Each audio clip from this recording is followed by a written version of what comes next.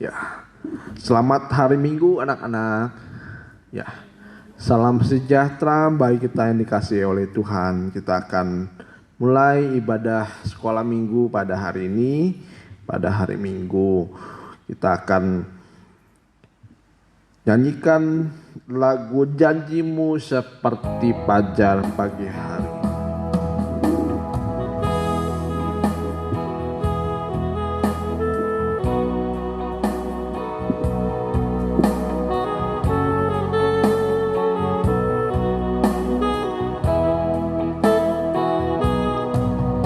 Ketika ku hadapi kehidupan ini, jalan mana yang harus ku pilih? Ku tahu ku tak mampu, ku tahu ku tak sanggup. Hanya Kau Tuhan tempat jawabanku.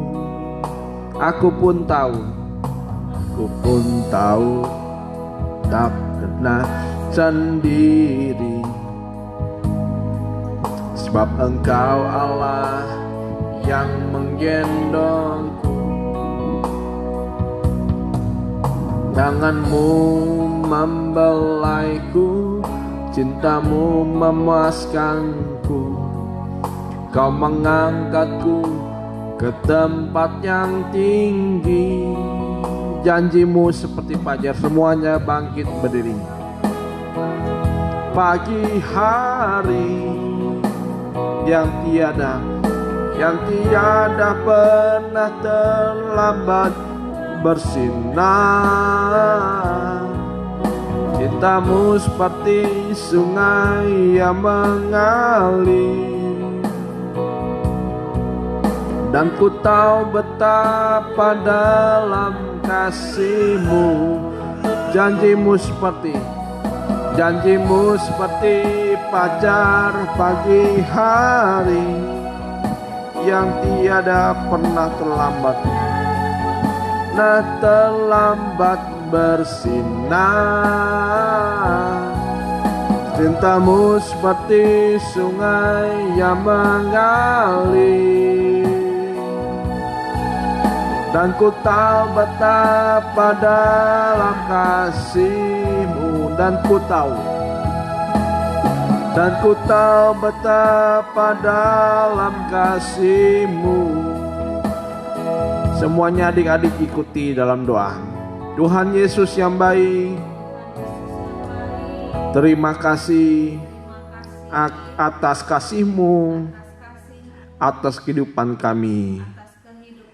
Engkau yang memberi berkat-Mu kepada kami dan juga kesehatan, sehingga kami dapat mengikuti ibadah sekolah Minggu pada hari ini. Tuhan Yesus yang mengurapi guru-guru sekolah Minggu yang mengajar kami, dan juga kami yang mendengarkan, mengikuti ibadah ini dari awal, pertengahan, sampai pada akhirnya.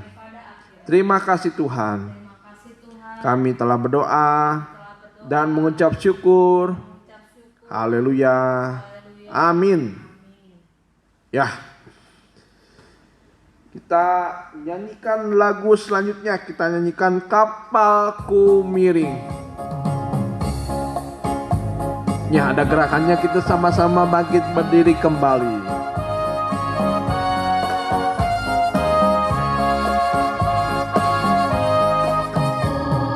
Kapalku miring, ombaknya besar, ombaknya sangat tinggi menimpa kapalku.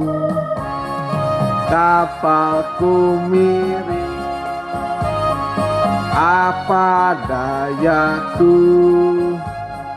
Lalu ku panggil Yesus, menjadi kaptenku. Kapalku miring, kapalku miring. Ombaknya besar, ombaknya besar. Ombaknya sangat tinggi menimpa kapalku. Kapalku miring, kapalku miring.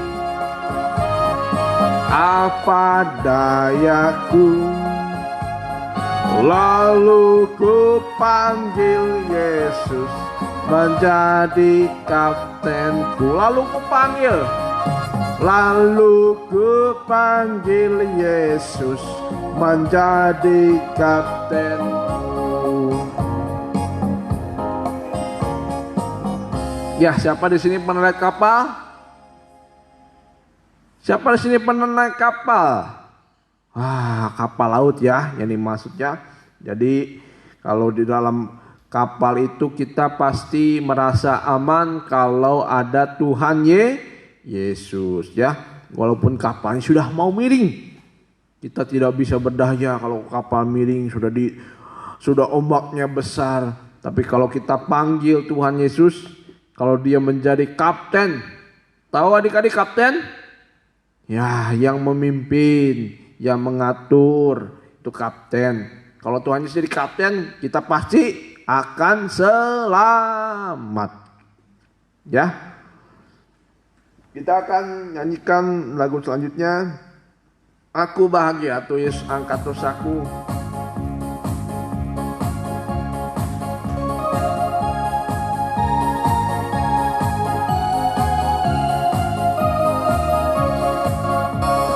Aku bahagia, bahagia, bahagia, bahagia. Aku bahagia, bahagia, karena Yesus angkat dosaku. Yesus angkat dosaku dan buang ke laut. Biur, buang ke laut. Biur, buang ke laut. Yesus angkat dosaku dan buang ke laut. Biur, buang ke laut. Biur, buang ke laut. Aku bahagia, bahagia, bahagia, bahagia. Aku bahagia, bahagia, karena Yesus angkat dosaku. Yesus angkat dosaku dan buang ke laut. Biur, buang ke laut. Biur, buang ke laut. Yesus angkat dosaku dan buang ke laut. Biur, buang ke laut. Biur, buang ke laut. Ya, siapa di sini yang tidak pernah berbuat salah? Ada nggak? Siapa di sini ngomongnya selalu benar, nggak pernah dusta, nggak pernah bohong, nggak pernah kasar? Ada nggak? Ya, kalau udah hebat. Tetapi kalau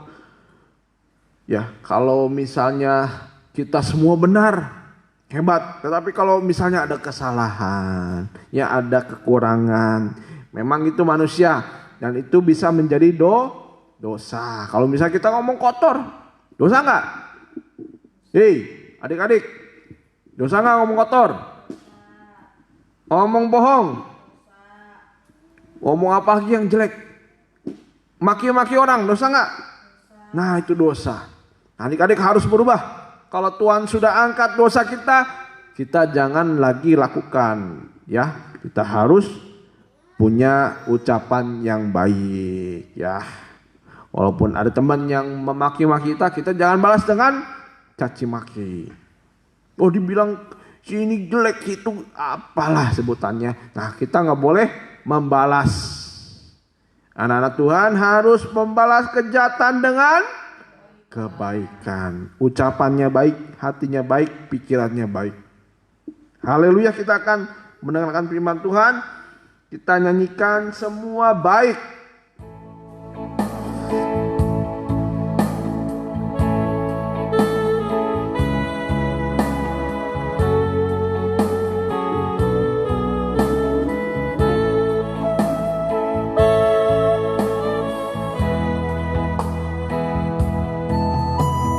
Dari semula telah kau tetapkan Hidupku dalam tangan-Mu, dalam rencana-Mu Tuhan.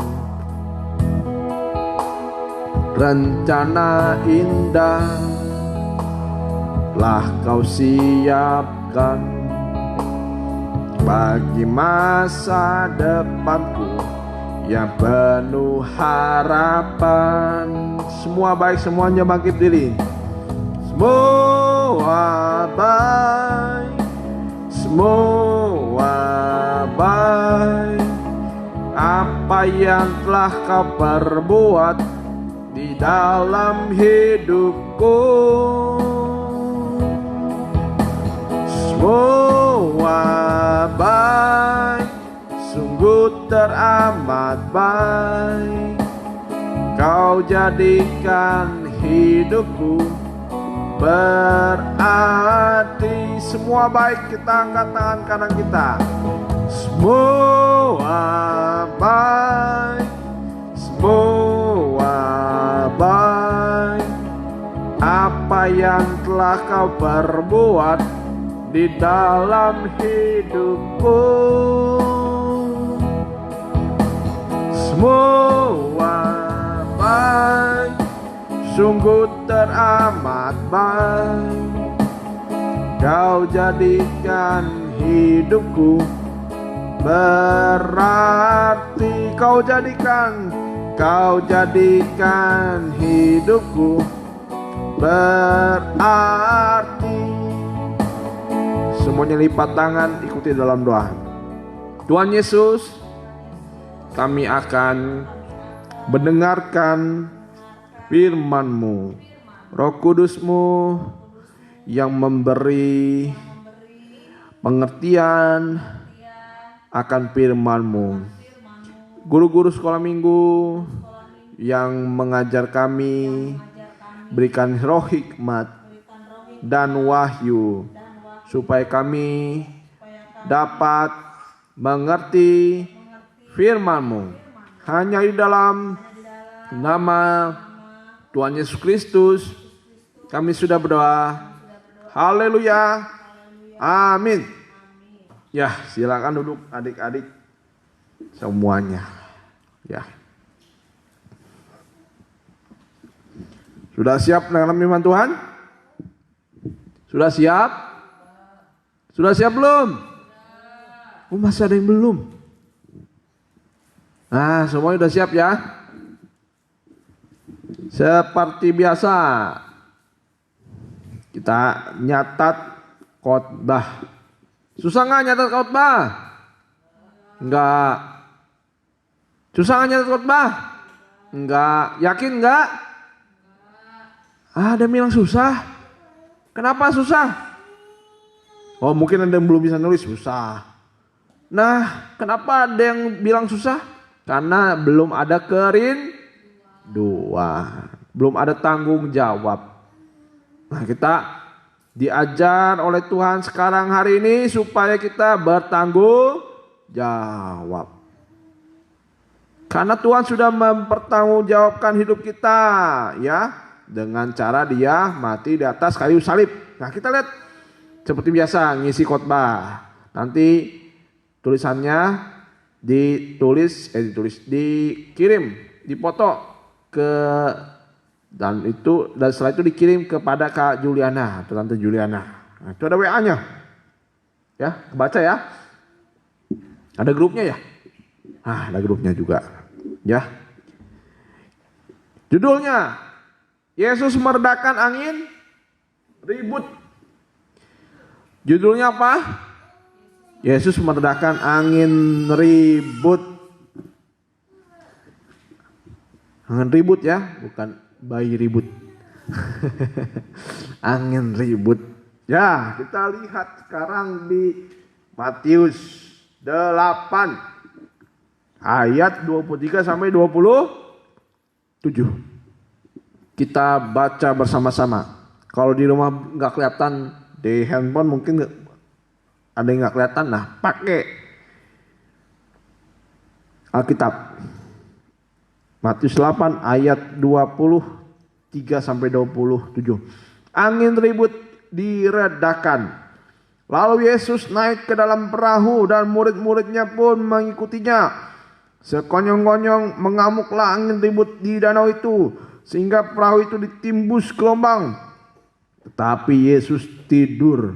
Maka datanglah murid-muridnya membangunkan dia. Katanya, "Tuhan, tolonglah, kita binasa." Ia berkata kepada mereka, "Mengapa kamu takut? Kamu yang kurang percaya." Lalu bangunlah Yesus menghadang angin dan danau itu. Maka danau itu menjadi teduh sekali. Dan heranlah orang-orang itu, katanya, "Orang apakah dia ini? Sehingga angin dan danau pun taat kepadanya." Ya. Jadi angin ribut diredakan. Adik-adik tahu nggak? Ada 3 jalur kendaraan, 3 macam jalur kendaraan. Ada namanya di darat, ada namanya di air, ada namanya di, siapa yang tahu satu lagi? Di udara. Ya. Kalau di udara apa namanya? Kendaraannya apa? Ada namanya pesawat, kapal terbang. Apa lagi? Helikopter. Apa lagi di atas? Apa lagi di atas? Ada cuman itu aja. Wah, ada roket. Apa lagi di atas? Wah, ada seorang yang bawa apa namanya itu? Ada roket di tangan, wah dia bisa terbang. Ada di darat. Di darat apa aja di darat? Kendaraan apa aja yang ada di darat sih? Teman-teman, adik-adik? Mobil, apa lagi? Motor. Sepeda. Bis, dan banyak kalau di darat ya. Banyak sekali kalau di darat. Nah, kalau di laut apa? Perahu. Ada macam-macam speedboat dan lain sebagainya. Nah, tapi waktu zaman dulu belum ada speedboat, perahu bermotor belum ada. Semua perahu itu di apa namanya? Apa namanya itu? Di dayung. Perahu kalau dulu di dayung, ya. Perahu dulu di dayung. Ada yang pakai apa namanya? Layar. Ya, mereka kalau pakai layar itu menggunakan apa? Ada yang tahu nggak? Kalau perahu pakai layar digerakkan oleh apa? Angin.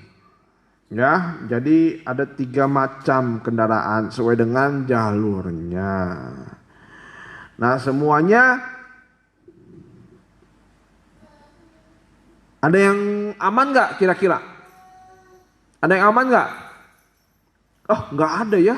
Walaupun katanya pesawat kendaraan teraman, kemarin ada yang kecelakaan juga, ya. Ada yang kecelakaan lewat udara. Kendaraan darat lebih banyak lagi, ya. Ya. Tapi kalau kita sekarang mendengar bahwa kendaraan yang Tuhan Yesus pakai apa? Perahu. Nah, coba gambarnya. Nah, waktu sebelumnya banyak orang berkerumun mengikut Tuhan, mendengarkan firman Tuhan, ya, mengelilingi Tuhan Yesus. Dan setelah Tuhan Yesus memberi khotbah atau pengajaran, memberitakan firman, akhirnya Yesus mau bertolak ke daerah Gadara. Nah, untuk melewati daerah Gadara, daerah apa adik-adik tadi? Gadara atau Gerasa, ya. Tuhan Yesus harus melewati sebuah danau. Danau, ya. Dan ketika itu Yesus mengajak murid-muridnya untuk bersama-sama naik perahu. Kira-kira perahunya Tuhan Yesus kecil atau besar? Ayo adik-adik jawab. Kira-kira naik perahunya kecil atau besar? kecil karena yang punya adalah nelayan. Seperti Pak Petrus, murid-muridnya yang lain, hampir banyak dari mereka punya pekerjaan adalah nelayan. Nah, kapalnya kecil. Kira-kira Tuhan mau nggak naik kapal yang kecil? Mau nggak? Mau nggak? Atau Tuhan Yesus maunya naik kapal yang besar aja? Oh tidak, Tuhan Yesus mau naik perahu apa saja. Baik itu perahu kecil ataupun perahu yang besar. Asal perahunya benar saja ya. Asal perahunya benar. Ada nggak adik-adik mau nggak naik perahu tetapi bocor? Ada nggak? Nggak ada yang mau ya. Karena kalau perahunya bocor nanti di tengah perjalanan bisa hanyut, bisa tenggelam. Ya, jadi Tuhan Yesus mau naik perahu apa saja. Sekalipun dia raja, di atas segala raja, dia mau naik perahu kecil ya.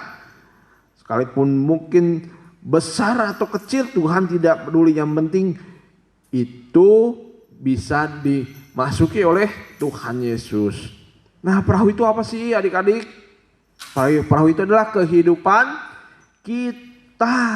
Tapi kita lihat ketika di tengah jalan ada tiba-tiba angin ribut di danau itu. Wah, ketika ada angin ribut di danau itu, semua yang di kapal itu takut. Kira-kira adik-adik pernah nggak naik kapal laut? Ya, waktu kemarin Om Ipan atau Abang Ipan naik kapal laut. Wah, kapal lautnya mulai diombang-ambing. Ada Oma di situ, kok ketakutan Oma. Wah, bagaimana kalau ini hanyut? Bagaimana ini tenggelam? Ya, bagaimana ini kalau misalnya kapal ini tidak bisa berjalan lagi? Kalau misalnya hanyut ke bawah, sampai mungkin, wah, tuh kalau orang tidak bisa berenang mah pasti takut ya.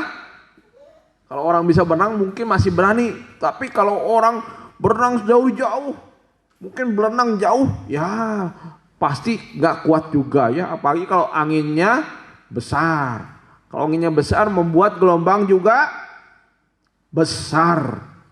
Nah, kalau angin ini ditakuti oleh para nelayan. Sekalipun hebat nelayan itu, kalau kita pernah dengar berita ada nelayan ketika mencari ikan karena ombaknya besar, hanyut, hilang. Ya, hilang. Walaupun mereka mungkin bisa berenang, tapi kalau sudah jauh sekali mereka bisa capek. Kalau sudah capek bisa tenggelam. Ya, nah kita lihat di sini, secara tiba-tiba datanglah angin ribut. Kira-kira siapa sih yang buat angin ini? Apa Tuhan yang buat? Hah? Nah, yang buat angin ribut ini adalah setan, ya, kuasa kegelapan. Ya, buat masalah. Setan ya, buat masalah dari Adam, dia buat masalah. Dia buat masalah.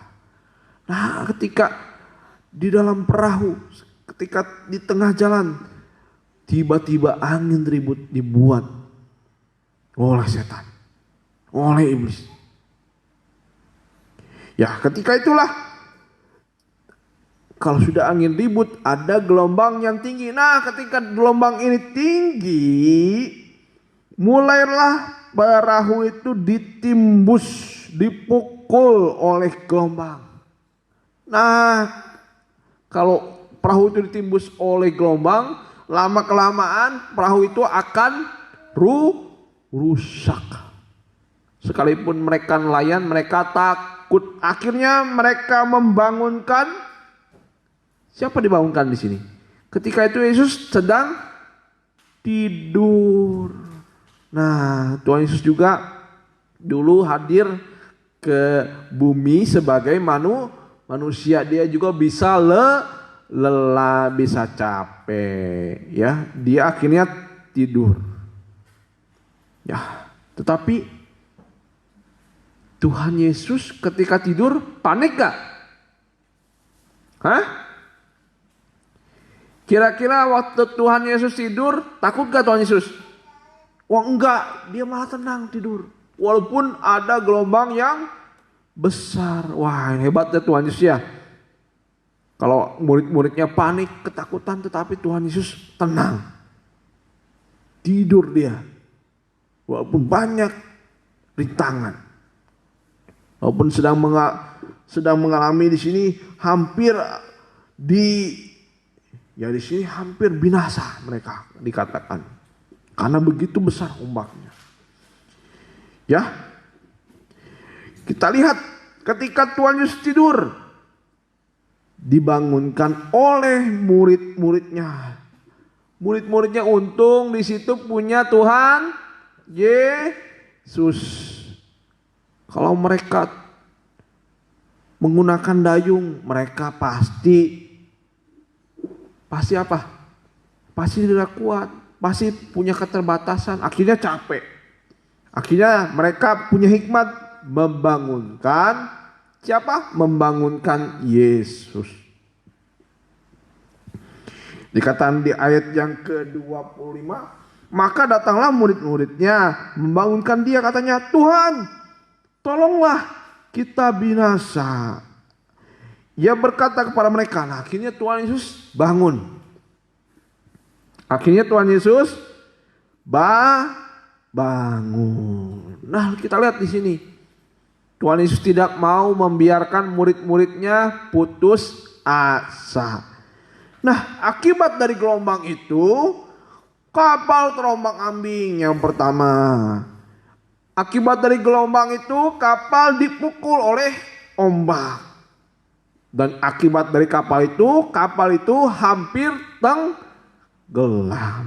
Nah akhirnya mereka putus asa, takut, bimbang, menyerah. Wah Tuhan, tidak mampu lagi. Adik-adik, ada gak yang ngerasain seperti itu sekarang? Oh jangan ya adik-adik ya. Jangan adik-adik merasa, wah ada masalah.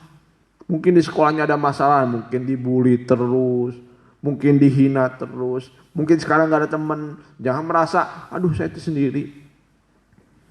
Tidak ada yang menjaga saya, tidak ada yang memperhatikan saya. Nah adik-adik jangan punya pikiran semacam itu. Tapi kalau kita dalam dunia ini ada mungkin yang menghina, tapi kita harus bahagia. Tapi jangan dihina karena kita mencuri ya. Jangan kita menghina karena kita suka bohong. Tukang bohong. Pernah nggak adik-adik kalau di sekolah lihatnya kayak gitu? Nah adik-adik jangan seperti itu dihinanya ya. Tapi kalau misalnya adik-adik jangan dihina, karena mungkin kita tidak mau ikut teman-teman yang salah. Dibilang, sok benar, sok suci. Nah, itu mungkin dihina, tidak apa-apa, ya. Tapi kalau kita misalnya dihina karena kesalahan, nah jangan, ya. Misalnya kita karena mencuri, dihina tukang curi, tukang mencuri, pencuri dan sebagainya, ya. Adik-adik, jangan karena hal semacam itu. Mungkin dalam ketakutan, wah orang tua saya nggak ada. Bagaimana masa depan saya? Mungkin kita berkata dalam hati, teman-teman saya semua orang yang berada, saya tidak memiliki apapun. Orang tua pun mungkin tidak ada, uang pun tidak ada. Adik-adik jangan putus asa. Kita punya Tuhan.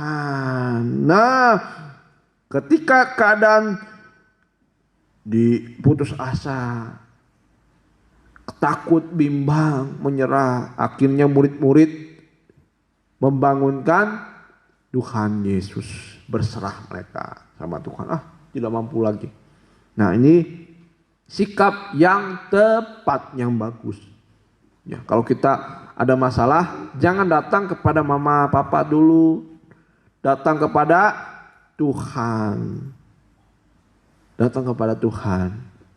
Mungkin kita ada berbuat salah, datang kepada Tuhan. doa, minta ampun kepada Tuhan. Mungkin kita ada masalah dalam keluarga, mungkin adik-adik dalam kesendirian sekarang, minta doa. Ya, kita doa dulu kepada Tuhan. Tuhan, beri saya kekuatan. Beri saya kekuatan. Ya. Ketika murid-murid sedang menyerah, mereka akhirnya membangunkan Tuhan Yesus. Nah, kalau sekarang membangunkan Tuhan Yesus itu lewat apa namanya? Doa. Bangunkan Tuhan Yesus artinya sekarang berdoa. Adik-adik di sini suka berdoa enggak? Sebelum tidur? Sesudah tidur? Sebelum makan? Kok doanya hanya semacam itu aja? Sekarang ketika ada masalah dalam keluarga, kita berdoa. Masalah di sekolah, kita berdoa. Walaupun tidak ada masalah, kita berdoa. Kira-kira adik-adik maunya doa pas lagi ada masalah atau tidak ada masalah? Kadang-kadang adik kalau misalnya doa pas lagi ada masalah. Tapi sebenarnya yang baik adalah berdoalah dalam keadaan apapun. Walaupun ada masalah atau tidak ada masalah, kita bersyukur kepada Tuhan. Nah, supaya Yesus bangun. Akhirnya artinya bangun ini sekarang memperhatikan kita, melihat. Kalau Tuhan Yesus tidur bisa lihat gak? Wah, tidak bisa kalau Tuhan Yesus tidur ya. Kalau Tuhan Yesus tidur bisa lihat gak? Kalau adik-adik tidur bisa melihat gak? Oh, tidak bisa. Ketika Tuhan Yesus bangun, Tuhan Yesus bisa melihat. Karena kalau orang tidur atau bangun itu dilihat biasanya dari apanya? Dari mata. Ada gak orang yang tidur matanya melek? Gini. Ada gak? Oh, gak ada. Mungkin ada orang tidur matanya melek tapi gak melek gini. Ini paling gak. Ada yang gitu. Ya, kalau melek matanya berarti Tuhan Yesus sedang bangun.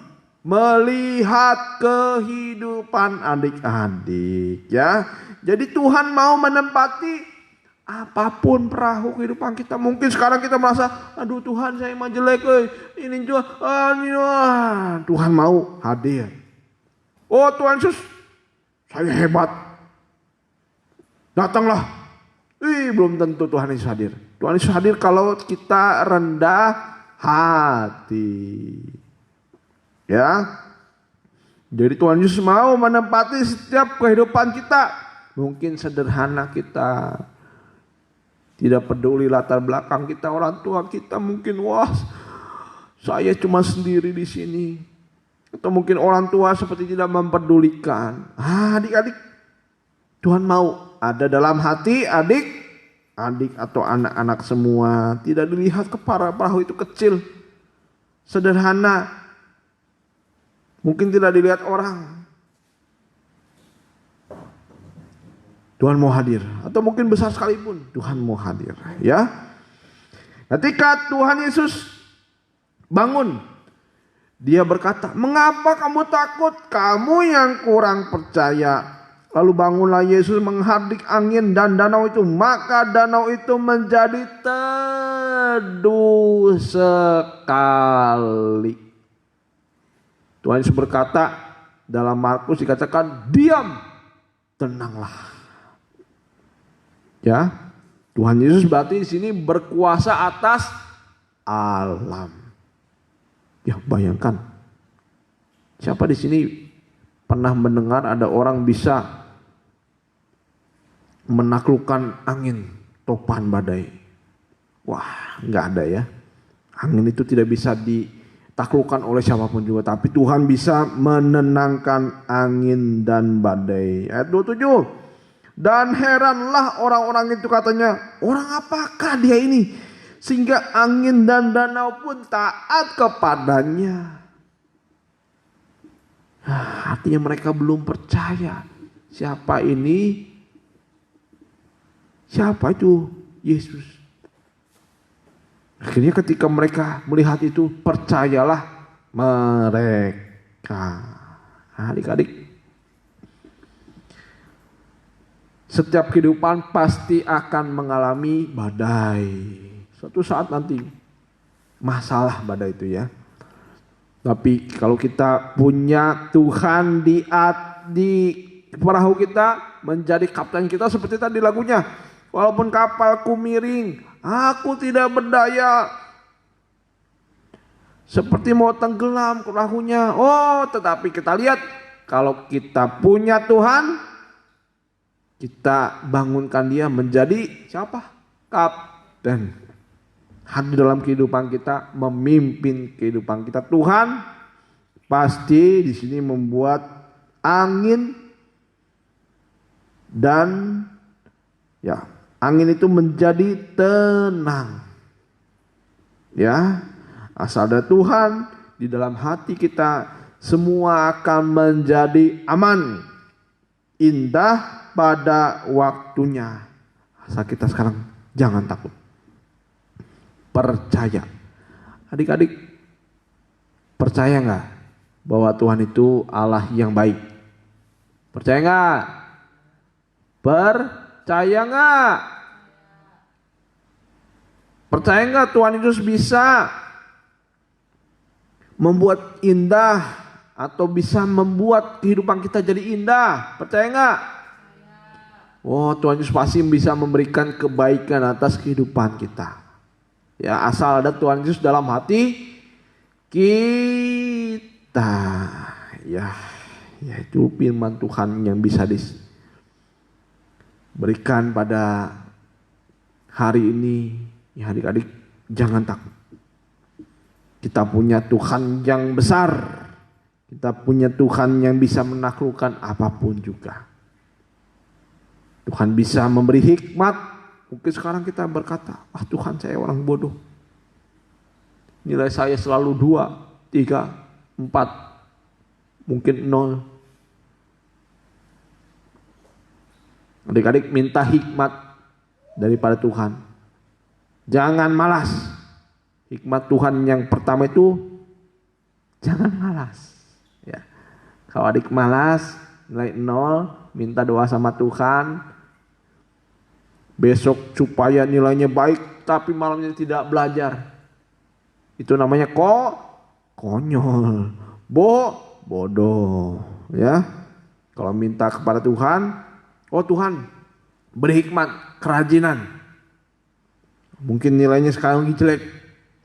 Tuhan berikan kemampuan saya untuk bisa belajar dengan baik, mengerti pelajaran. Bagaimana adik-adik mengerti pelajaran kalau adik-adik tidak mau belajar? Ya, mungkin sekarang masa-masa pandemi ini banyak kadang-kadang banyak didengar oleh abang, jadi malas sekolah, jadi malas ini itu. Gurunya nggak bisa ngajar, nggak ngerti. Itu bukan menjadi alasan. Kalau orang pintar, orang rajin, keadaan sekarang ya makin banyak belajar. Bukannya banyak main apa sih yang bisa ganggu belajar tuh? Main handphone. Ya, nah kita adik-adik diberi hikmat oleh Tuhan sekarang supaya kita bisa belajar dengan baik. Ya, kita sama-sama berdoa. Tuhan Yesus yang baik, terima kasih Tuhan pada hari ini Engkau memberikan firman atas kehidupan kami, dan biarlah kami mengerti akan firman-Mu. Tolong kami yang masih lemah ini dan banyak kekurangan, Engkau yang mampukan lewat Roh Kudus-Mu atas kehidupan kami. Berkati orang tua kami, berkati guru-guru kami, sekolah kami, dan semua Tuhan yang mengajar kami, yang memelihara kami, berkati Tuhan. Terima kasih Tuhan, kami sudah berada mengucap syukur, haleluya. Amin. Dan kita lihat ada itu ya, ayat hafalannya. Ayat hafalannya Matius 8 ayat yang ke-27. Matius 8 ayat 27. Ya. Ya, selamat hari Minggu, sampai berjumpa kembali minggu depan.